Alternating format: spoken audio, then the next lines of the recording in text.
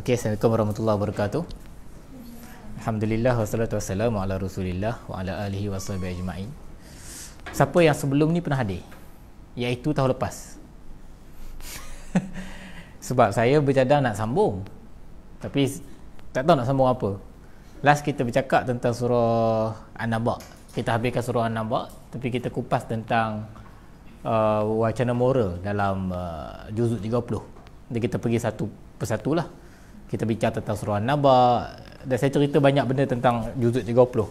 Tapi tak apa, disebabkan hari ni semua orang tak pernah hadir, dan saya pun dah setahun tak pergi kuliah. Bukan tak sampai setahun dah, tapi ni pun dah kat sini dah. Jadi hari ni kita akan bercakap banyak perkara tentang refleksi Al-Quran. Sebab tu saya letak tajuk pun tajuk yang umum, supaya kita boleh bercakap, ruang lingkup perbincangan kita tu lebih luas. Dan formatnya mudah. Saya sangat sukakan soalan. Bahkan ketika saya berkongsi apa-apa pun, saya sangat sukakan datang je soalan. Apa-apa yang melibatkan perlukan penjelasan lanjut ataupun perlukan ruang yang lebih banyak untuk tanya soalan, saya silakan. Dan saya suka untuk berbincang, dialog secara berterusan. Tapi saya sekadar nak tahu, pelajar ke UKM? Bukan? Sama.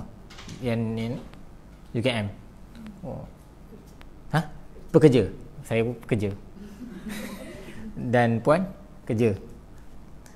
Tak apalah, pelajar, pekerja, sama-sama kita. Al-Quran tak memilih siapa kan. Jadi kita sama-sama telaah Al-Quran. Okey. Perkongsian saya jelas, simple je.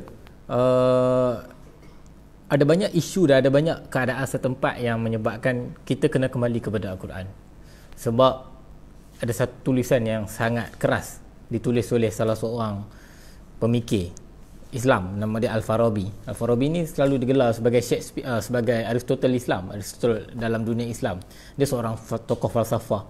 Tetapi Al-Farabi banyak menulis dan banyak mengkritik tentang pemikiran, tentang isu-isu yang sangat bersifat kepada cara fikir, cara kita buat sesuatu perkara. Dan salah satu wacana yang sangat keras ditulis oleh Al-Farabi adalah wacana tentang etik ataupun virtue. Dalam bahasa barat dia dipanggil sebagai ethics, virtue. Kita panggil akhlak, kita panggil sebagai, dalam bahasa Melayu aslinya kita panggil sebagai budi. Salah satu perkataan yang kita tak pinjam mana-mana, kita jelemakan perkataan itu dengan rangkuman budaya yang kita ada sepanjang sejarah kita. So budi bukan pinjaman, bukan Sanskrit. Budi adalah satu bentuk perkataan yang datang. Kita baca, Zakbar pernah tulis satu buku kan tentang bahasa Melayu. Kata perkataan budi tu antara perkataan yang sangat-sangat terangkum dalam budaya Melayu. Dia tidak ada dalam budaya-budaya bangsa lain. So perkataan ini dijelmakan dalam pelbagai bentuk dalam banyak bangsa. Tetapi hakikatnya dia membawa wacana yang satu saja, iaitu tentang akhlak. Dan Al-Farabi ditekankan dan kata, waktu Al-Farabi menyebut perkara ini, waktu tu ramai orang baca Quran. Ramai sangat orang yang mentelaah Al-Quran, dan fahamlah Baghdad. Kita katakan kota yang penuh dengan ilmu sebelum hancur. Dan Baghdad ni, kalau saya diberi pilihan nak hidup zaman mana nak hidup, antara salah satunya saya daripada zaman Nabi lah kan. Salah satu saya nak hidup pada zaman Baghdad. Sebab Baghdad ni kota ilmu. Orang pergi ke sana sini cari ilmu. Bahkan kalau kita baca satu tulisan tulisan tentang betapa warna-warninya ilmu di kota Baghdad. Bahkan pada waktu itu perempuan tak boleh duduk rumah. Perempuan ada sapu-sapu sampah kat rumah, dia kena pergi belajar. Sebab perempuan juga ada satu tradisi ilmu yang sangat kuat pada waktu tu. Dia sangat berbeza pada Usmanli, berbeza. Zaman-zaman lain pun juga berbeza. Umayyah sedikit berbeza, tapi Baghdad, Abbasiyah, dia sangat kuat tradisi ilmu dia. Okey. Kemudian apa yang Al-Farabi cakap adalah apa yang telah dinukilkan oleh salah seorang tokoh yang kita kenal sebagai Al-Ghazali. Al-Ghazali tulis terus terang, dia katakan ada wujudnya satu ruang di antara orang yang baca Quran dengan apa yang sedang dialami oleh masyarakat. Dia ada satu vacuum, satu kesenjangan antara orang yang berada di bawah dengan orang yang memahami dan mentelaah Al-Quran. Jadi para pentafsir mereka ni ada jubah putih yang bersih, dan mereka ada satu kekayaan ilmu yang banyak, yang sangat-sangat banyaklah kitabnya, madrasahnya, tetapi dia ada satu jurang di antara dia dengan masyarakat. Jadi masyarakat di kampung, petani-petani pada waktu itu, penjual-penjual, peniaga-peniaga kecil, pada waktu itu masih lagi hidup dalam kemelut sosial yang sangat-sangat parah. Ada isu kalau di kedai dituliskan Al-Ghazali, masih lagi ada isu timbangan yang salah, masalah integriti. Tetapi di sini wujudnya madrasah yang sedang belajar tentang Al-Quran, belajar tentang hadis, belajar tentang banyak perkara, khususnya tentang Al-Quran.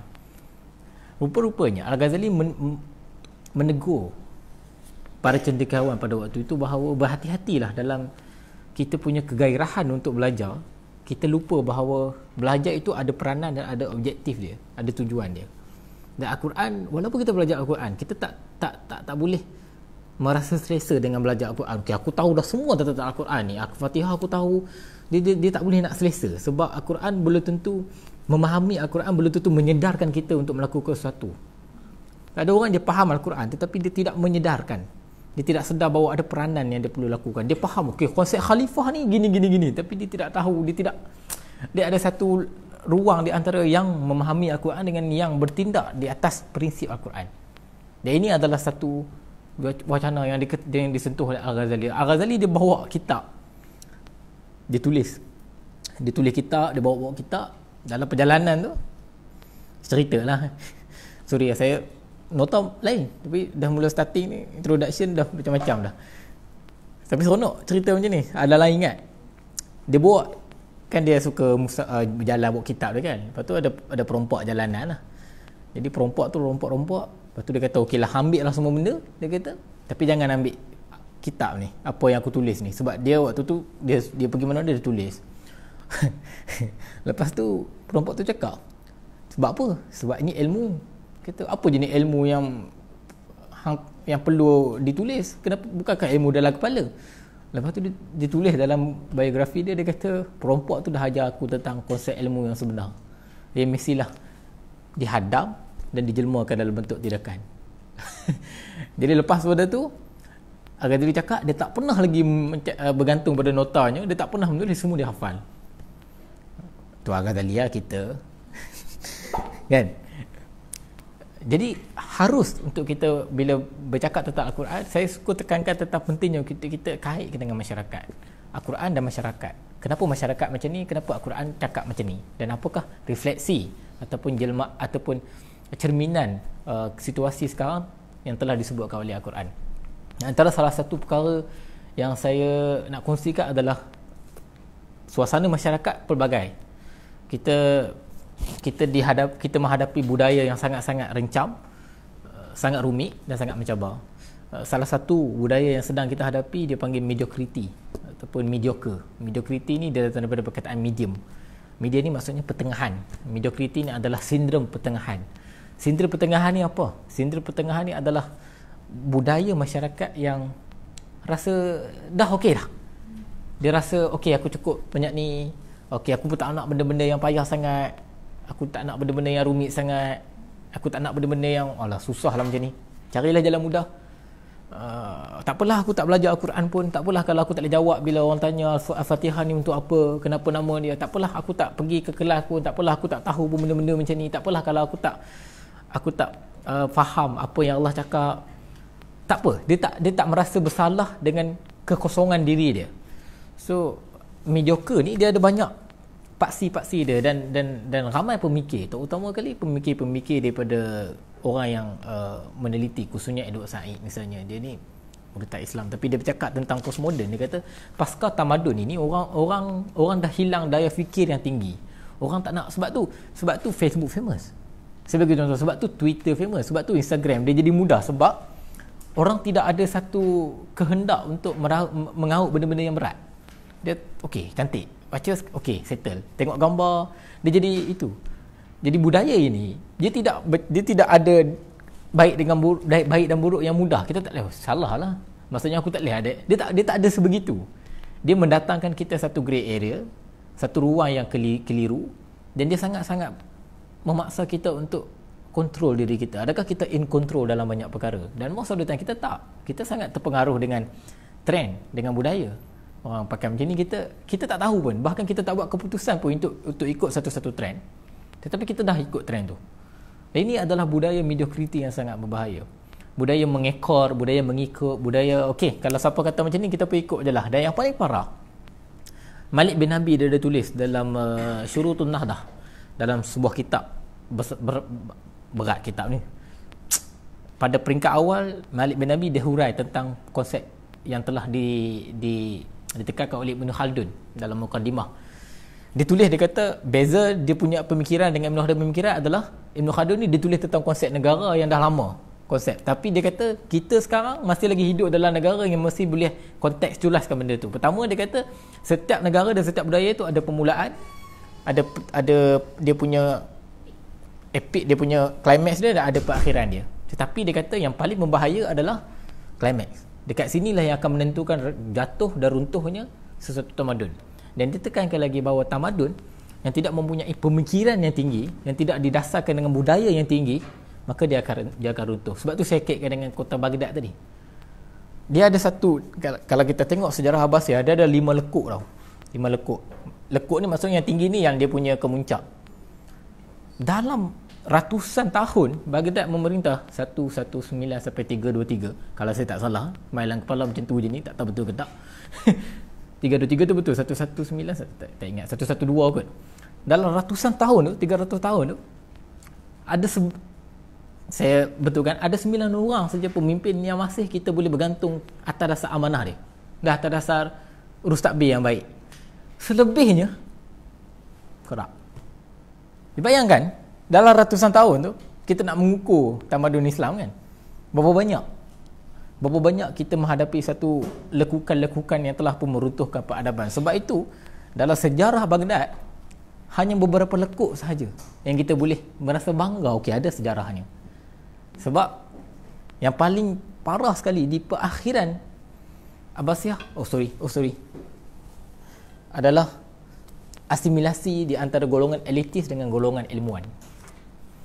Apabila golongan elitis, golongan-golongan bangsawan ini telah mencampurkan diri mereka dengan golongan ilmuwan, dan perlahan-lahan menarik golongan ilmuwan ini untuk datang ke dalam istana bercakap tentang Al-Quran, tetapi di depan mereka ada buah anggur, ada segala jenis buah, ada segala jenis masakan yang sedap-sedap, ketika rakyat tak boleh nak makan apa.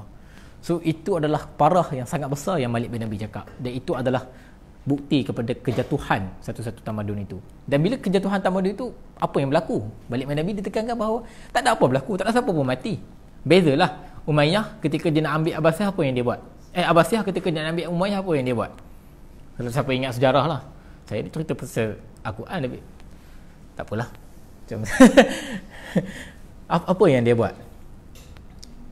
Malam tu, satu malam yang penuh dengan darah, dia panggil semua, dia nak takluk Umayyah ni orang Islam ni, semua confirm Muslim. Dia pergi ke kota Umayyah. Dekat mana Umayyah? Dia punya ni, ibu kota dekat mana? Confirm tak ingat Mufi. Ha? Dekat mana? Damsyik, Limaq.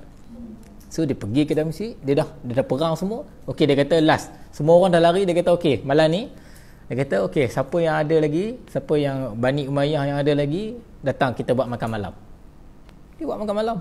Makanlah sedap-sedap, kata alhamdulillah, walaupun kita ditakluk oleh Abbasiyah, kita masih boleh makan apa semua kan. Lepas makan, dalam kamar tertutup itulah dia bunuh semua orang.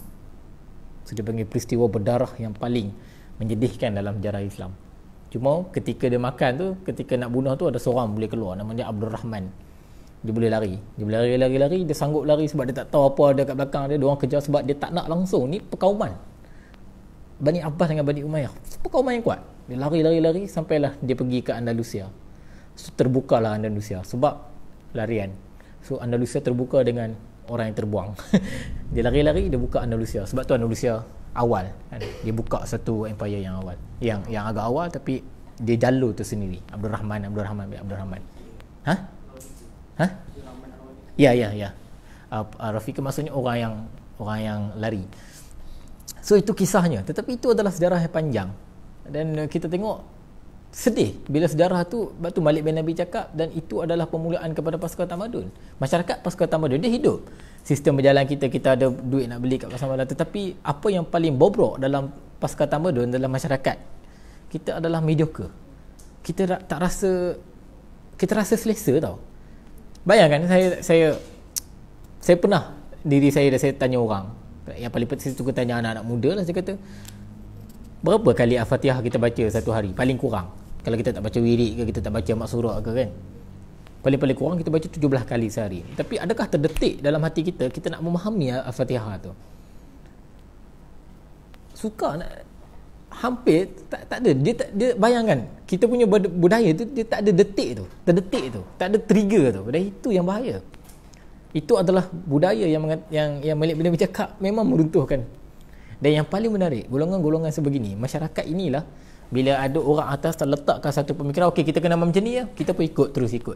Kita tidak ada langsung daya kritikan, soalan. Dan yang paling ketara, kata Malik bin Abi, masyarakat ini tidak mempersoalkan apa-apa pun. Sangat-sangat bahaya. Dan masyarakat ini, Malik bin Abi dia bagi lagi, dia kata masyarakat ini dia sangkut dalam rutin dia. Dia pergi kerja, dia balik kerja apa semua, saya lah pergi belajar ke balik belajar ke apa semua, dia sangkut. Dia tidak ada rasa bahawa tak cukup lah hidup aku ni, tak ada makna lah. Aku nak cari apa, aku nak dapat apa untuk fikiran aku, untuk perasaan, untuk hati aku. Dia tak ada tu. Dia tak, proses pencarian dia tu tak ada dalam diri dia. Dia rasa cukup lah. Okey, cukup lah. Walaupun apa yang kita lakukan, kita rasa macam kita okey, kita belajar ke apa kan, kita kerja ke apa. Tapi sebenarnya tak ada. Kita hanya sangkut dalam rutin, terperangkap dalam rutin kita. Itu adalah salah satu masyarakat yang kita hadapi pada hari ini. Kita orangnya, saya pun sendiri orangnya, kita semua orangnya.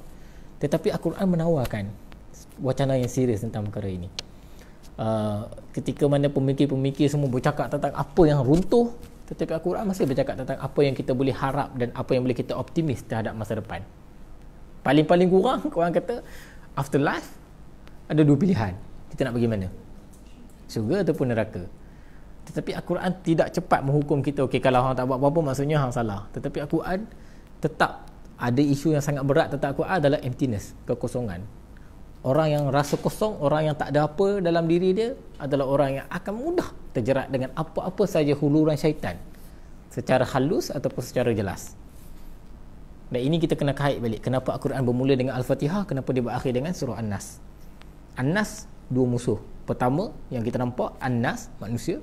Yang kedua, was-was, keraguan. Dan ini semua berlaku kalau kita tidak ada satu isi yang lengkap dalam diri kita. Dan isinya adalah proses kita memahami Al-Quran daripada A sampai Z, daripada awal sampai habis. Itu adalah situasi masyarakat kita hadapi sekarang. Saya pernah sebut beberapa kali sebelum ini dalam surah An-Naba juzuk 30, sebab juzuk 30 kita mudah kita hafal, ada yang kita hafal kan. Satu perkara yang besar yang saya rasa kita kena sama-sama refleksi adalah Al-Quran, Allah pernah tanya fa aina tazhabun, kan? Kamu nak pergi mana? Dan tazhabun ni adalah fa'il mudhari'. Fa'il mudhari' ni maksudnya apa? Kata kerja yang sentiasa bergerak. Maksudnya kalau Allah tanya fa aina tazhabun tu, Allah sedang bertanya kamu. Allah tanya hari ni, Allah akan tanya esok, dan soalan itu sentiasa relevan untuk kita. It keeps asking, dan kita kena mencari kamu nak pergi mana, kita nak pergi mana. Fa aina tazhabun. Dan tazhabun ni maksudnya Allah memilih kamu nak pergi mana. Allah tak kata dia nak pergi mana. Allah bercakap direct dengan kita. So dia tak guna orang ketiga. Dia kata dia nak pergi mana tu. Dah. Dia tak ada distance. Kita dengan dia direct. Fa aina tazhabun. Kan? Surah dalam juzuk 30. Saya banyak ambil ayat juzuk 30. Okey. Ada soalan nak setakat ni? Saya harap adalah sikit. Saya tak tahu macam mana nak simplify kan, tetapi boleh lah kot.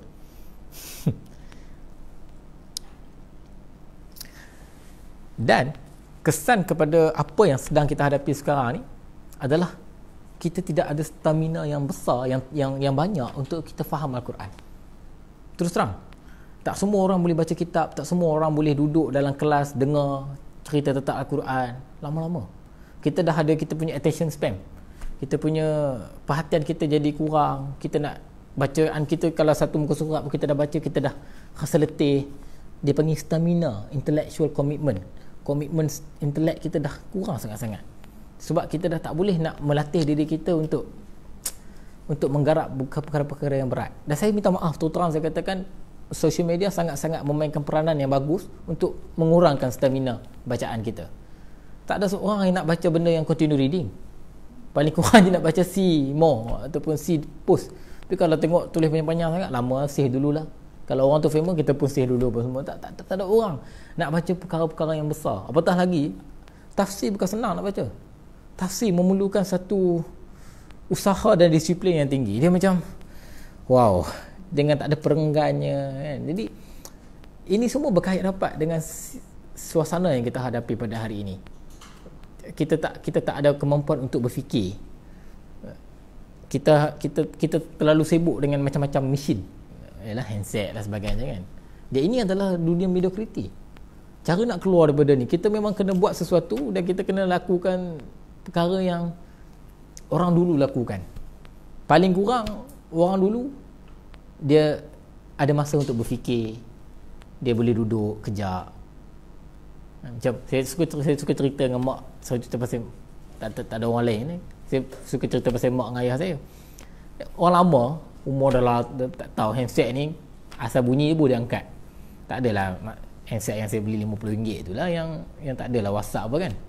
Jadi pagi-pagi pukul 5.30 dia dah bangun, dia dah pergi kebun, dia dah getah bawa berita suluh apa semua. Mayan-mayan pergi balik pukul 8, pukul 8.30 dah balik sebab dah pergi awal, balik awal. Jadi lepas tu saya bangun, saya ingat saya bangun tu tak ada siapa kat rumah ni kan. Mak dengan ayah dah pergi lah, kita masa tu malas nak menolong. Balik-balik pada universiti kan, balik cuti sem, duduk pagi-pagi. Benda yang paling diredui hari ini, saya paling diredui adalah saat kita duduk kat luar rumah tu, hanya duduk merenung dan duduk mendengar bunyi-bunyi ayam ke, bau pagi tu. Dan kita dah tak ada tau keupayaan untuk duduk renung. Dan hari ni kita tengok budak-budak, saya tengok budak-budak bosan. Dia tak boleh, dia nak pegang YouTube semua sebab stamina untuk merenung. Dan kaitnya adalah kita baca Quran jadi kalau nak habis.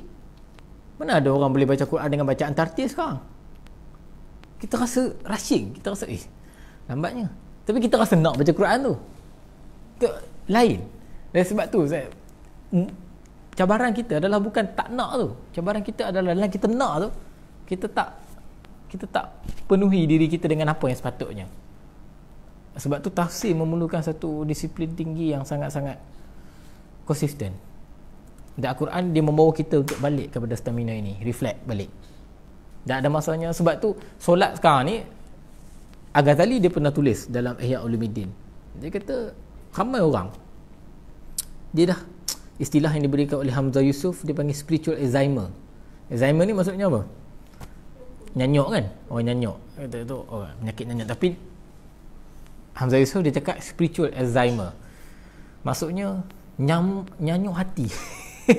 Kenyanyukan hati. Dia bagi contoh yang mudah. Al-Ghazali bagi contoh yang mudah. Dia kata berapa orang yang ambil wuduk, dia tak bilang wuduk dia ambil sebab dia rutin. Dia tahu aku basuh muka, aku basuh tangan. Dia tak memahami kenapa kita kena ambil wuduk tu. Dan dia pergi solat, dia kata dia semayang jemaah. Lepas pada habis semayang jemaah maghrib tu, orang tanya dia, imam baca surah apa tadi? Dia tak ingat. So kita telah pun nyanyuk, hati kita telah nyanyuk. Kita melakukan ritual, kita melakukan apa-apa pun, tapi kita telah nyanyuk. Yang paling parah, agak saya cakap, kita membaca Al-Quran dan kita tidak rasa sedikit pun terdetik kenapa aku tak faham Al-Quran ni. So we are not consciously understanding Al-Quran, we are subconsciously reciting Al-Quran. Kita recite je. Ada itu Al-Ghazali dia dah bagi satu masa, dia dulu ni, tapi dia dah nampak dah apa yang akan terjadi. Dia bagi satu tu, kalau saya baca tu, saya terduduk, saya kata real juga. kita nak kena menghadapi situasi macam ni kan, sangat real. Dan hari ni boleh kira lah nak cari kelah Quran, suka. Yang ada Hafiz tu bukan menghafal lah. Hafiz tu maksudnya memelihara, tapi dia bukan memelihara macam ada orang faham Hafiz tu dia macam jadi guard duduk kat rumah. Bukan. Hafiz is knowing, memelihara Al-Quran. Maksudnya Hafiz adalah orang yang tahu apa ada dalam rumah tu dan dia jaga rumah tu. Maksudnya dia kena mengimarahkan rumah tu. So Hafizul Quran adalah orang yang mengimarahkan dirinya dengan mengetahui apa itu isi Al-Quran. They cannot just memorize Al-Quran. So dia tak memahami maksud Hafiz tu. Kalau perkataan lah, dari segi perkataan. Dan saya tak tahu apa yang saya cakap sekarang dah pergi ke mana ni. Kita balik mana tadi? Tapi kan Ustaz, kalau kita lihat sekarang, dia punya pendidikan kan, kalau yang sekolah tahfiz tu memang lebih kepada macam nak cakap untuk hafal saja, dan tidak memahami. Dan saya pun tak ada lah, maknanya bila balik rumah, masa dia dekat tahfiz, okey dia hafal kan. Bila balik rumah, dia cakap dia punya suasana tu kan, suasana dekat sekolah mungkin sebab dia boleh hafal. Semua hafal kan. Bila kat rumah baca tapi tak hafal, tak banyak lah. Maksudnya masa tu lebih dia habiskan kepada media sosial. Yalah. Sebab banyak hati dia tu macam masih belum terikat dengan Al-Quran. Walaupun dia hafal. Sebab saya dengar banyak macam tu semua ibu bapa yang mana ada anak-anak yang dia hantar anak kan. Betul. mengalami masalah yang sama. Betul. Bila balik rumah problem lah. Antara perkara yang mencabar adalah untuk kita Al-Quran ni dia tak semudah. Sebab itu Fakhruddin Ar-Razi salah seorang mufassir. Dia ni bukan sekadar mufassir, dia ni semua benda. Dia ni adalah semua benda. Dia pemikir, filsuf tapi tokoh yang hebat dalam Islam. Ar-Razi dia kata kalau kita nak faham Quran dia kena ada dua fakulti. Dia panggil dua fakulti. Pertama, faculty of mind. Yes, kita kena faham Al-Quran. Kita kena tengok terjemahan dia. Kita kena faham. Okey, sebab kita bukanlah orang yang bercakap bahasa Arab kan. So, kita faham Al-Quran dia. Tapi ramai orang terlupa nak memahami Al-Quran dengan faculty of heart. Dengan fakulti hati. Hati ni dia tak boleh. Dia tak boleh membaca tu, dia tak boleh memahami dengan hati. Spiritual understanding ni adalah satu proses yang sangat-sangat memerlukan suasana, memerlukan komitmen yang tinggi. Sebab itu tapi seronoknya orang hafal Quran ni sekali je sangkut dengan tafsir pun dia sedap. Sebab dia dah tahu semua. Dia dah tahu pintu mana. Dia tinggal masuk nak tengok apa ada dalam je. Dan Al-Quran ada dua. Satu, dia bagi kita ketenangan hati. Cukup saja membaca dan melihat Al-Quran. Yang kedua, dia bagi kita kepuasan menghambakan diri kepada Allah, iaitu dengan memahami dia. So Al-Quran dia memang ada makna yang kita kena cari. Sebab tu ayat dia bukan verse, dia bukan ayat. Kita selalu kata ayat Quran tu maksudnya kita rasa macam ayat. Ayat dalam Quran dia maksud lain tau. Ayat maksudnya sign, tanda. Contoh, saya bagi contoh apa traffic light kan. Hijau dia objek warna dan objek. Tapi kita tahu maknanya adalah jalan. Merah maknanya berhenti. Sama dengan Al-Quran. Al-Quran dia ada banyak tanda. Tapi tak ramai orang boleh dapat maknanya apa. Dia itu adalah proses dalam istilah yang Quran guna tadabbur. Dia bukan hanya tafham, dia tadabbur. Tadabbur adalah proses dia panggil association. Asosiasi di antara kita, di antara akal dengan hati. Dan ini adalah benda yang sama bila wahyu kepada Nabi turun. Iqra. Kita Iqra. Kemudian Nabi cakap apa? Ma ana biqari'in. Apa beza Iqra dengan Utlu. Tilawatul Quran. Kenapa kita tak kata qiraatul Quran? Pertandingan tilawah Quran. Sebab tilawah adalah bacaan. Maksudnya kita baca bagi dengar. Abasa wa tawalla kan. Amma yatasaalun itu tilawah. Sebab tu dia fokus kepada melodi yang digunakan, lagu dia. Tetapi qiraah lain. Qiraah adalah satu proses untuk dua-dua, akal dan juga hati. Kita kena ambil something, reflect something daripada apa yang kita baca. So ma'ana biqari'in, Nabi kata Iqra bismi rabbikal ladzi khalaq. Dan selepas itu baru Nabi faham, oh Iqra bismi rabbikal ladzi khalaq. Dan last kali Allah cakap apa? Wasjud waqtarib. Itu adalah tugas Iqra. Dia faham, dia tahu kenapa dia baca Al-Quran, dan last kali dia mesti last kali wasjud waqtarib. Dia mesti jadi kepada ibadah.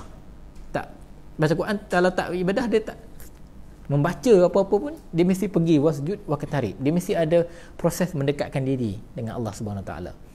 Jadi itu pada saya kebanyakannya silibus yang kita buat, kita rasa bahawa selamatlah anak-anak kita dengan hafal Al-Quran, tapi dia masih lagi sangkut dalam ni, dan kita kena usaha sebaik mungkin untuk dia jadi faculty of heart. Feeling can understand, perasaan tu dia boleh faham. Bila sebagai contoh Allah cakap Ar-Rahman Allamal Quran, dia tak faham Ar-Rahman tu dengan bacaan semata-mata. Dia faham Ar-Rahman tu adalah satu bentuk, satu ayat yang Allah berikan untuk satu-satu yang besar. Ar-Rahman maksudnya Allah sayang. Allah kata, tapi sayang Ar-Rahman berbeza dengan Ar-Rahim. Ar-Rahman maksudnya sementara. Kita kata dalam bahasa Arab jau'an. Jau'an ni maksudnya saya lapar, bila saya makan saya dah kenyang. Jau'an tu sama bentuk dengan Rahman. Dia punya sorof yang dia panggil. Rahman pun sama. Allah sayang, tapi temporary. Dia tak permanent. Sebab itu Ibn Abbas cakap Ar-Rahman merujuk kepada semua manusia, Ar-Rahim merujuk kepada orang Islam. Sebab Ar-Rahim permanent, dia kekal. Sebab tu bila Allah cakap Ar-Rahman Allamal Quran, wacana surah Ar-Rahman sebenarnya apa? Kesementaraan. Kullu man 'alaiha. Itu sebab tu Allah start dengan Ar-Rahman. Aku nak bagi tahu bahawa benda ni sementara. Semua ni akan ada masanya akan hapus. Nampak? Dia beza. Kita baca Ar-Rahman Allamal Quran, tapi memahami bacaan dan satu konteks tu adalah satu benda yang sangat-sangat lain, dan dia memerlukan, dia panggil intellectual commitment yang tinggi, disiplin yang tinggi. So itu. Yap. Saya tak tahu, sebab saya bukan sekolah agama, tapi pembelajaran agama tu dari mulai kecil. Kan semua kan. Macam pemahaman agama tu dari kecil sampai besar, macam sampai sekarang. Katakanlah sebab tadi isu dia adalah kenapa anak-anak ni dia dah pergi sekolah tahfiz tapi dia still tak dapat Kalau macam berdasarkan pandangan saya sendiri pun pemahaman saya terhadap Al-Quran pada masa sekarang tak sama macam waktu dulu. Padahal saya start, walaupun saya tak ada sekolah tapi diterapkan kena belajar agama, kalau ada apa-apa yang pasal agama kita pergi. Tapi berdasarkan pengalaman saya, baru saya dapat dekat dengan Al-Quran macam sekarang. Macam mana budak-budak yang kita nak suruh dia, macam saya tak tahu, mungkin ada tadabbur sebagainya, tapi kalau macam cerita tadabbur, macam kalau ustaz cakap, kalau saya dulu saya dengar sama macam ni, saya tak dapat, tak faham. sebab tapi bila sebab berdasarkan pengalaman saya, kesusahan betul. Saya bekerja, saya belajar betul. Baru saya dapat tangkap, dan sentuhan dia tu lebih dalam berbanding waktu saya belajar betul. Kan? Ataupun mungkin kecil lah sebab Muhammad Tafiz punya sekolah kan. Tapi waktu universiti pun saya mungkin tak dapat sama macam tu, tapi macam sekarang. So macam mana kita nak bagi budak yang, sedangkan saya sendiri pun merasakan kalau saya dulu pun saya tak dapat. Betul. Saya pergi juga, saya dengar juga ceramah. Betul. Pada saya yang paling penting adalah latihan disiplin ilmu. Kita sebenarnya pada tak tahu lah, saya kadang-kadang saya rasa macam orang rasa tak boleh, tapi saya rasa pada budak lagi, saya kalau boleh nak ajar dia orang baca tafsir dah. Biar dia orang mula menekuni. Okey, ni baca macam mana? Ini maksud apa? Dan paling penting, ini yang tak ada dalam mana-mana ni, yang kurang adalah kita tak ajar budak-budak baca kamus. Kesian betul. Bahasa kamus bahasa Melayu tu tentunya payahlah kan. Kita tak baca kamus Al-Quran. Perkataan tu kita at least budak-budak faham apa maksud mustaqim. Dia cakap jalan yang lurus, jalan yang tepat. Kan at least budak-budak faham. Tapi kalau dari segi apa yang puan cakap tadi, sebenarnya dia adalah itu Al-Quran. Dia ada Al-Quran ni satu, dia punya keajaiban dia adalah dia panggil, dia ada dialog yang berterusan. So satu perkataan 5 tahun lepas kita baca, lepas 5 tahun akan datang kita baca perkataan yang sama, makna yang berbeza. So Al-Quran ni itu miracle dia. Memang saya katakan banyak kali dah terjadi pada siapa-siapa pun. Bahkan bila kita lain pula kan. Sebab dia ada satu, yang paling penting Al-Quran satu benda, kita kena berusaha untuk mendekati dia. Kita letak satu langkah kita ke depan, okey, nak baca, Al-Quran akan cepat untuk respon ke kita. So constant dialog berterusan di antara kita dengan Al-Quran tu very. Sebab tu dia ada, kadang-kadang dia ulang balik. Sebab itu kadang-kadang orang, kenapa Al-Quran ni banyak ulang? Sebenarnya ulang tu bukan sebab apa. Ulang tu sebab dia nak always, dia datang dalam ulangan perkataan yang sama, tetapi dia datang dengan makna yang berbeza. Sebab tu kita baca surah Asy-Syu'ara lain, kita baca kisah Nabi Musa dekat situ lain, dekat Toha lain, dekat Al-Qasas lain. Kita rasa macam wah. Tapi bila kita baca, sebab fazakir Inna zikra tanfa'ul mu'minin kan. Sebab dia perlukan proses peringatan. Dan ini adalah Quran. Tak ada buku yang boleh buat macam ni. Dialog berterusan. Dan 5 tahun lagi baca lain pula. Saya terus terang, saya kata Al-Kahfi, surah Al-Kahfi ni adalah surah yang saya kata okey dah habis dah. Kita dah habis apa ni. Masuk kita dah habis wacana Al-Kahfi 3 bulan. Lepas tu saya ada lagi. Buat lagi lain pula jadi dia. Kita rasa macam oh dah habis. Tak. Al-Quran tak pernah habis bercakap dengan kita. Itu peribadi. Sebab tu dia sangat, dan Al-Quran dia setiap orang dia ada dia punya tafsiran dia. Dia setiap orang dia ada dialog dia. Peribadi kita, pengalaman kita sentiasa ada di mana-mana Al-Quran untuk bercakap dengan kita. Dan orang ni tak akan rasa pengalaman yang sama. Sebab tu Toha kita tak tahu kenapa tiba-tiba Umar dia baca Toha dia sedih. Kita tak tahu. Sebab itu antara miracle Al-Quran adalah dia berinteraksi dengan pengalaman peribadi. Wallahu a'lam lah. Sebab itu memang tidak ada formula, dan itu adalah keajaiban Al-Quran. Dia cycle balik kat kita, dan kadang-kadang dia akan berinteraksi dengan kita, dialog berterusan. Sebab tu yang paling penting Al-Quran adalah kena sentiasa memahami bahawa baca Al-Quran bukan macam baca novel, bukan baca buku biasa. Dia kena berdialog. Kita kena ada persoalan, dan dia akan bercakap. Dia akan respon. Al-Quran adalah satu proses dialog yang berterusan. So dia kena ada dua hala. Ya, anak-anak pada saya suasana sangat penting. Sebab itu ada banyak anak-anak wah saya pun banyak hafal Quran apa semua kan. Memang bagus hafalan Quran tu. Cuma kadang-kadang kita kena sentiasa mencipta pertanyaan. Kita kata kenapa Allah cakap macam ni.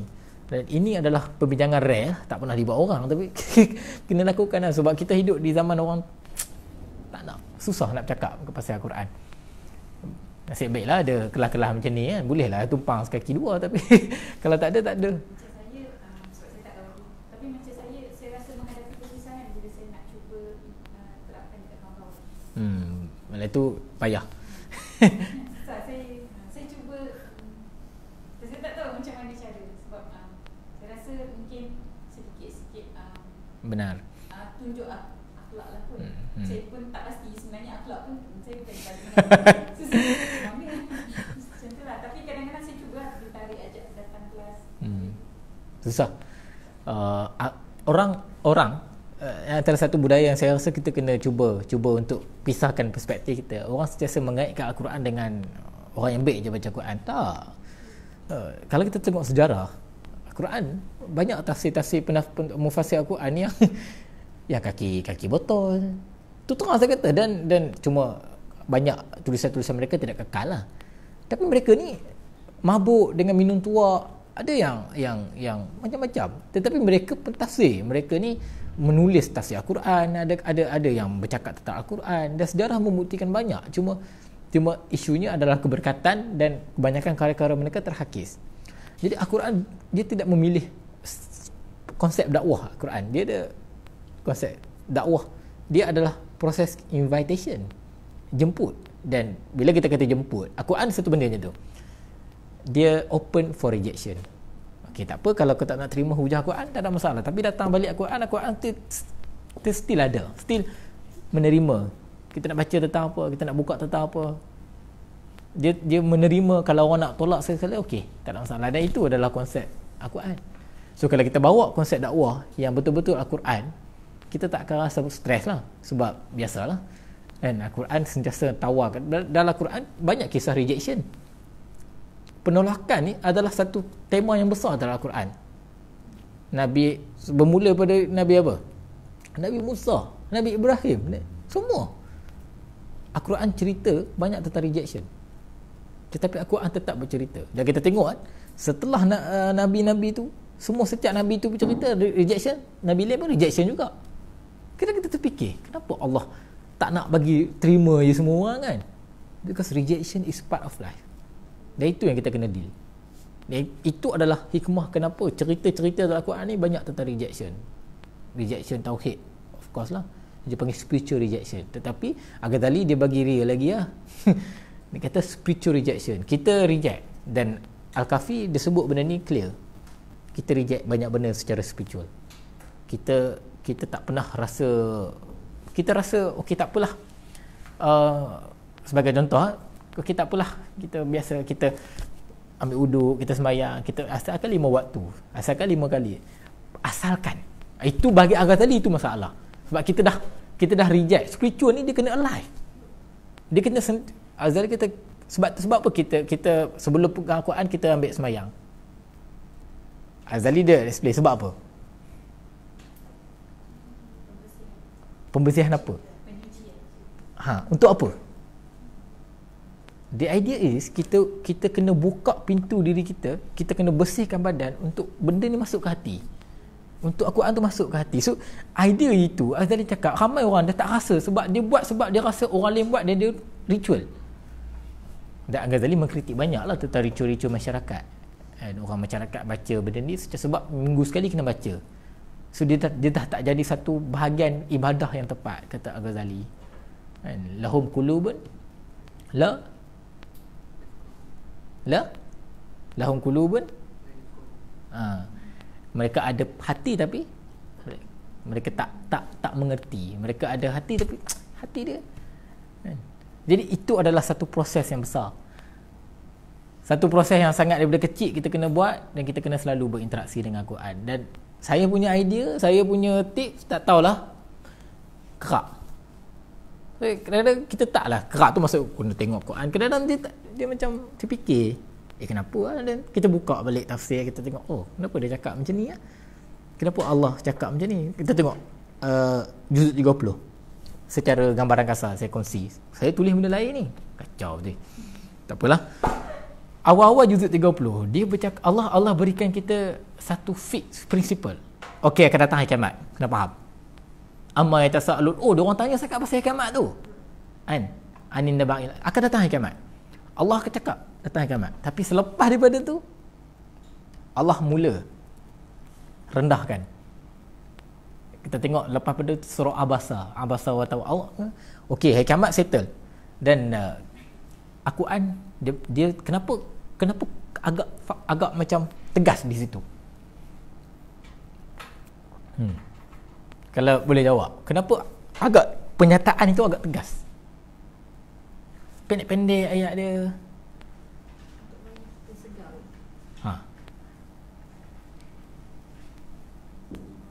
Dan kenapa tegas? Sebab pertama, kita tahu tak bila hari kiamat? Kita tahu tak suasana hari kiamat? Tak tahu. Mostly kita susah nak yakin dengan benda yang kita tak tahu, betul tak? Certainty susah kalau dengan benda yang tak tahu. Saya ambil contoh, ada orang masuk Minang, kita tak kenal dia, takkan tiba-tiba kita nak yakin dengan dia, Tetapi sebab itu Allah tegaskan, sebab untuk tak tahu tapi kena yakin. So kena keras sikit. Ada mak ayah kadang dia paksa anak dia kawin. Aku tahulah dia tu baik, dia kahwin je lah. Orang dulu kan, lepas tu cerita macam-macam. Tapi itu adalah science, dialog. It's hard to convince people dengan benda yang tak tahu. But certainty, tapi pada keadaan itu Allah kata kena yakin adanya hari kiamat. Dan Allah kata banyaklah, Allah akan cerita tangan kanannya apa semua kan. Kemudian baru Allah pergi kepada isu-isu moral. Abasa wa tawalla. Pak Allah tegur Nabi. Abasa wa tawalla berlaku macam mana kisah dia? Nabi buat apa waktu tu? Kita kena faham Nabi buat apa waktu tu. Dakwah dekat siapa? Siapa bangsawan tu? Orang besar-besar kan? Orang influence, orang-orang yang orang kata pembesar-pembesar kerajaan yang Nabi fikir calculation dia, kalau dia orang dia masuk Islam, banyak orang masuk Islam. Ibn Maktum datang buat apa? Dan Nabi sikit Nabi tak buat apa. Nabi kata, janganlah kita. Nabi dia macam dia bermasa muka sekejap aja. Allah turun ayat Abasa wa tawalla. Sebab apa? Quality, quantity. Abasa wa tawalla, katakan. Sebab dia ni nak menyucikan dirinya. Anja'ul a'ma, dia Allah kata wa ma yudrika la'allahu yazakka. Apa yang dia nak tu adalah menyucikan dirinya. Bagi dekat dia. Walaupun ni 3 orang 4 orang pembesar kat depan Nabi ni. So konteks. So ini adalah apa yang Nabi sedar. Bayangkan Nabi ditegur kerana benda-benda kecil. Yang kalau kita tak perasan, kita dan mediocre punya trend adalah kita tak akan fikir benda-benda kecil ni. Malah lantaklah sekali-sekala. Dan ini paling best, masyarakat mediocre adalah masyarakat yang touchy. touchy, sensitif. Apa-apa sikit habis. Dia marahnya, dia nak sedihnya. Dan kita tengok apa yang dia, it's like a blast of emotions. Orang marah. Sensitivity tu sikit je. Kita dah tak rasa. Masyarakat dah tak reti nak menyembunyikan perasaan itu dan meletakkan intelek rasional. Dia tak reti dah nak berbincang.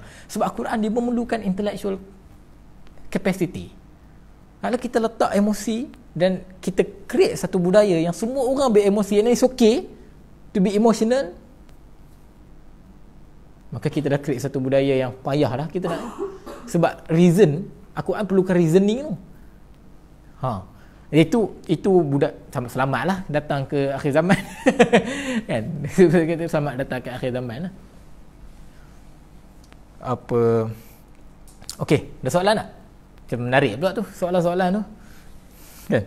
Boleh tak dalam catatan Quran? Sebab kita bincang mediocrity, benda yang berlaku dalam masyarakat. Ada tak catatan-catatan yang cerita, maksudnya dalam bahagian Quran cerita masyarakat mana yang dilalui mediocrity? Macam saya taklah melihat mediocrity tu berlaku dekat Bani Israel. Mungkin sebab mereka agak cynical dengan arahan Tuhan yang suruh sembelih lembu, lepas tu dia tanya-tanya, is that a sign of unmediocrity ke ataupun itu cynical? Itu cara pemahaman yang salah untuk mempersoalkan. Macam kita tahu mediocrity kena persoal, mediocrity kena kritik, yang bukan mediocrity kena persoal kritik. Adakah Bani Israel mediocrity ke macam mana? Bani Israel mediocrity. Yang bertanya kepada Nabi Musa tentang lembu macam mana itu adalah kelompok yang keluar dengan Nabi Musa, yang telah pun dipilih oleh Nabi Musa untuk Nabi Musa selamatkan mereka. Kata mereka ni adalah asal daripada Palestin. Tapi yang duduk dekat Mesir, yang boleh bertuhankan Fir'aun berapa lama, mediocrity. Bahkan Allah fa innahu tawa. Allah kata sesungguhnya Fir'aun itu sudah melampau. Perbincangan yang ada pada Ramadan cakap benda ni. Dia kata, kenapa sampaikan rakyat boleh duduk saja melihat pemimpin tu boleh teror, boleh duduk dekat atas tu, okey akulah Tuhan, korang nak apa? Jadi itulah sign. Itu adalah sign mediocrity. Dia panggil via negativa. Maksudnya kita melihat sesuatu, kita melihat benda lain melalui benda lain kan. Mafhum mukhalafah. Contoh kita ambil laisa kamitslihi syai'. Kita kata Allah kata dia tak sama dengan apa-apa pun. Macam mana kita nak faham? Itu adalah cara Allah. Payah sangat nak cakap Allah tu, nak tanya Allah laisa kamitslihi syai'. Okay, fine. Apa saja yang kita terlintas, even atom, secara atom sikit pun, kecil-kecil, semua benda yang ada di lintasan kita ni langsung tak ada sama dengan Allah Taala. Dia panggil kaedah via negativa. Sama juga dengan cara kita tengok ni. Contohnya apa dia, ma anzalnahu alaikal qur'ana litasqa, kan? Kami tak turunkan Al-Quran ni, surah Taha ayat 2 tak silap betul kan? Kami tak turunkan Al-Quran ni untuk kamu rasa derita, untuk kamu rasa sengsara. Mafhum mukhalafahnya apa? Kami turunkan Al-Quran untuk kamu rasa bahagia. So ada reason kenapa kita mendalami Al-Quran, kita baca Al-Quran adalah kita nak rasa peace, ketenangan dan internal peace. Ya aituhan nafsul mutmainnah. Nafsul mutmainnah tu the internal ketenangan dalaman. Itu reason dia. Dan kita faham macam tu lah. Dan Bani Israel adalah Bani yang paling mediocrity lah. Kalau kita nak bandingkan kaum-kaum lain tu banyak juga. Mediocrity dia kita susah. Adakah setiap Nabi itu melawan mediocrity dalam waktu bawa dakwah? Boleh dikatakan yes. Nabi Daud ya, Nabi Lut pun ya. Memang mereka melawan sindrom mediocrity, tapi dia part daripada tapi sindrom mediocrity itu adalah part daripada wacana kaum, wacana masyarakat. Yang melawat adalah tauhid, anti tauhid tu kan, kekafiran dan sebagainya. Itu jelas. Cuma kalau kita nak budaya, kalau kita nak wacanakan mediocrity ni dalam banyak tempat dekat Al-Quran, banyak. Kita tengok kenapa pemuda Al-Kahfi tu lari daripada masyarakat.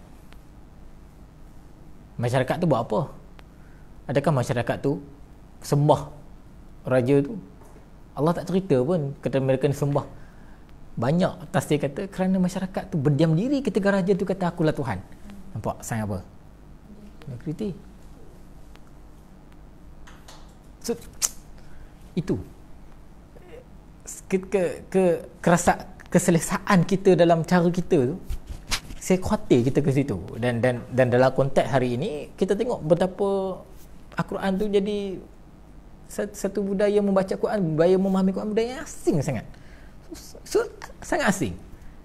Budaya lain pula yang mengatasi, yang menjadi cerminan dalam pembangunan masyarakat. Allah Alam lah, tak tengah tanya nak buat macam mana, memang saya cerita je lah pandai.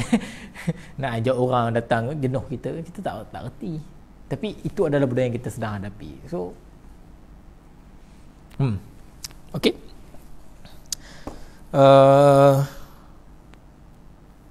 Okay, saya nak cerita macam-macam lah tadi, dah hilang mana lah. Macam mana? Okay, surah Abasa tadi, betul lah. Surah Abasa tadi, Abasa wa tawalla. Kan? Pada awalnya Allah bercakap benda-benda yang factual. Okay, serius, prinsipal. Al-Quran dia ada dua. Ada tiga. Prinsip, dan dia ada particulars, dia ada detail. Memang Quran terutama kalau dalam bahagian fiqh, bahagian ibadah, Quran bagi detail, sembahyang semua macam mana. Dan yang paling banyak dalam Quran adalah values, nilai. Dan nilai itu menjadi wacana yang sangat serius dalam Al-Quran. So setiap surah ada dia punya nilai, values yang Allah akan berikan. Saya ingat dalam surah At-Takwir Allah cakap fa'ina tazhabun. Sebenarnya tu adalah persoalan apa? Fa'ina tazhabun, Allah tanya, kamu nak pergi mana? Itu persoalan yang surah ini dia ada dalam hujung sekali. Selepas daripada Allah bercerita tentang apakah itu hari kiamat, macam mana keadaan selepas ini, afterlife, macam mana Allah kata fa'inna tazabun, kamu nak pergi mana? Fa'inna tazabun adalah proses untuk kita setelah, bayangkan kita dah baca Quran ni daripada surah Fatihah ni sampailah juzuk 30, Allah tanya kamu nak pergi mana? So maksudnya secara konsistennya Al-Quran ni pastikan kita keep track cara kita, kenapa kita baca Quran adalah kerana kita nak cari Tuhan. Jangan kerana benda lain. Dia always ask the same question to make sure yang kita ni betul-betul berada dekat laluan yang tepat. Dan dia sangat tepat dengan apa yang Allah cakap, dengan apa yang kita minta pada surah Fatihah. Apa dia? Ihdinas siratal mustaqim. So ihdinas siratal mustaqim adalah paksi yang kita kena pegang daripada awal sampai habis kita baca Quran. So the reason kita memahami kisah ni, memahami kisah itu, faham ayat ini, faham kaedah apa semua, ihdinas siratal mustaqim. Dan bila Allah kata fa'inna tazhabun, kita kena kembalikan doa tu pada surah Al-Fatihah. Ihdinas siratal mustaqim, tunjukkanlah aku jalan yang benar. Kerana di akhirnya kita sangkut di antara maghdubi alaihim waladdallin. Sama ada kita ni buat benda yang Allah benci ataupun kita sesat. Dan sesat ni lagi best. Kita tak tahu kita sesat, kita tak tahu Allah benci kita ke tak, kita tak tahu. Susah nak. Kenapa dallin tu last sekali? Sebab itu adalah satu, kenapa dallin last sekali? Kaitan dengan akhir zaman. Antara salah satu, kita berada di satu tempat, kita sesat, kita tak tahu. Macam mana kita nak tahu kita sesat? Maghdubi alaihim, okey, tak apalah, kita mungkin kita sedar, okey, kita sembah berhala ke apa, okey, faham maghdubi Allah, memang Allah marah lah kan, tahu jelas benda tu buruk. Tapi zalim macam mana kita nak tahu?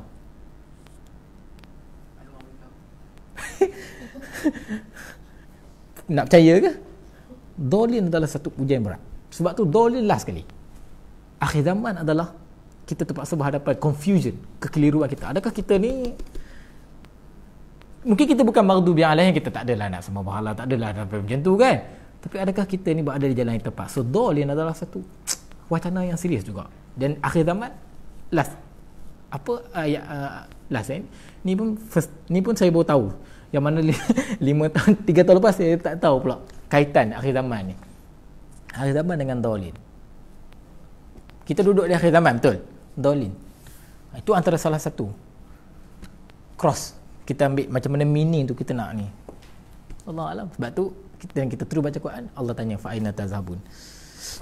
Dalam surah Al-Mutaffifin, Allah mulakan dengan surah Al-Mutaffifin, Allah dah mulakan wacana yang sangat serius tentang moral dan juga etik. Allah kata wailul lil mutaffifin, celakalah atas orang-orang yang curang. Taffafa ni maksudnya apa? Taffafa ni bukan orang yang mukul orang tau. Bukan. Taffafa ni bukan orang-orang yang lelaki yang pukul isteri dia, orang yang bunuh orang. Kejahatan dalam tafafah ni kejahatan yang kita tak rasa pun jahat. Contoh ayat kedua, allazina idza qtalu 'alan nasi yastawfun. Allah katakan, mereka yang mana kalau dia terima sukatan orang lain dia minta dipenuhi.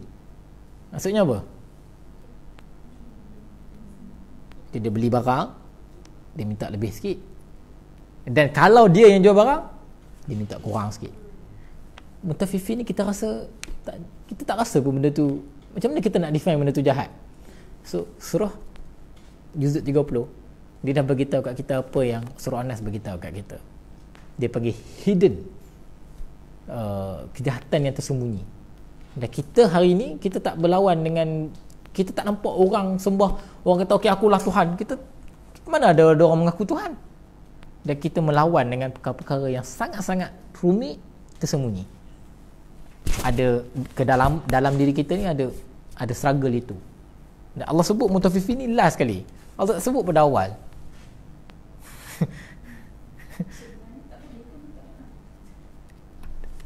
Tak adil. Sebab zaman ini dia jadi budaya. Okey, bukan macam ni tau. Kita jual barang kan kita sekilo. Kita tak timbang sampai sekilo. Ataupun kita ubah meter ke apa ke, itu mutafifin. Cakap tak. Dia yang penting adalah keadilan tu. Tapi nampak kita tertanya-tanya, tak boleh ke minta kurang? Tak ada, bukan minta kurang harga. Dia dalam konteks mutafifin adalah timbangan. Sebab dalam konteks pada waktu ini kita tak ada duit kan, so macam kita beli sekilo, kita pun sekilo. Selalunya penjual tu dia nak untungkan, dia kurangkan sekilo tu nampak macam ni, tapi dia tak sampai sekilo pun. So tak bagi tahu. Ada budaya, tapi kita tak tahu benda tu salah. Dan bayangkan pada zaman itu orang tak rasa pun benda tu salah. Orang kata okey, makarlah sikit profit.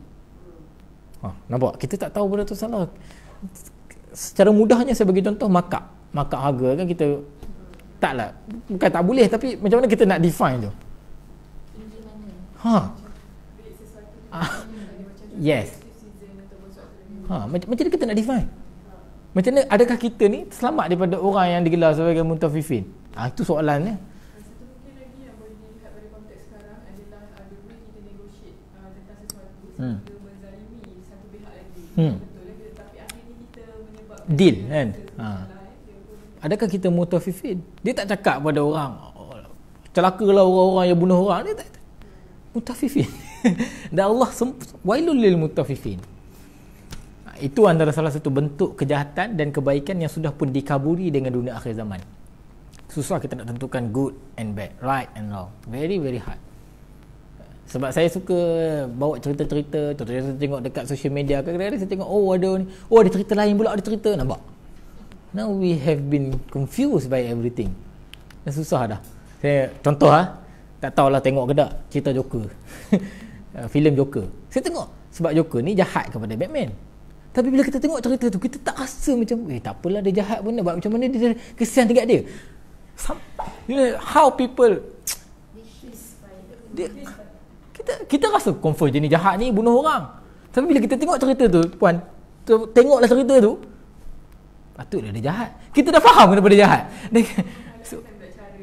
Kita macam takut dia tetap jahat. Tapi dua people macam mana kita dihimpit dengan situasi yang kita dah memahami. Kita macam mana kita nak kata aku tak menerima kejahatan ni. It's very hard. Dan di akhir zaman antara ujian besar adalah kita nak letak, sebab tu Al-Kafi sangat penting untuk kita tadabbur. Kita nak letakkan this is right, this is wrong. Kita nak letakkan salah tetap salah. It's very hard to be a principle man, principle person, orang yang ada prinsip. Susah. Kita sangat tapi ada orang kata kalau tak cukup prinsip kita lawan pula. Tak juga, sebab dalam surah Al-Kahfi dia mengajar tentang adab juga. Sebab antara benda yang hilang dalam akhir zaman adalah loss of adab, loss of ethics, apa semua. Pukul apa dah ni? Saya sepatutnya tengok. Okey, ada soalan lain tak? Saya tak nak sambung. Kalau saya sambung lagi orang tak balik nanti. Nanti kita sambung nanti. Banyak pula kita berceritanya kan. Sini. Ada soalan? Saya menerima soalan. Yang ni pun sebenarnya separuh je ni. Tak apalah, nanti kita sambung lah ya. Okey. Setakat tu saja. Ada soalan lain?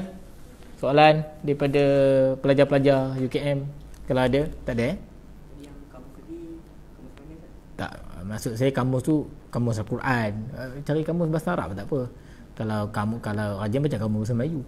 Bahasa Melayu ke bahasa Melayu, kamu dewan. Ambil. Tak, sebab saya beritahu antara benda yang hilang pada hari ini adalah memahami bahasa.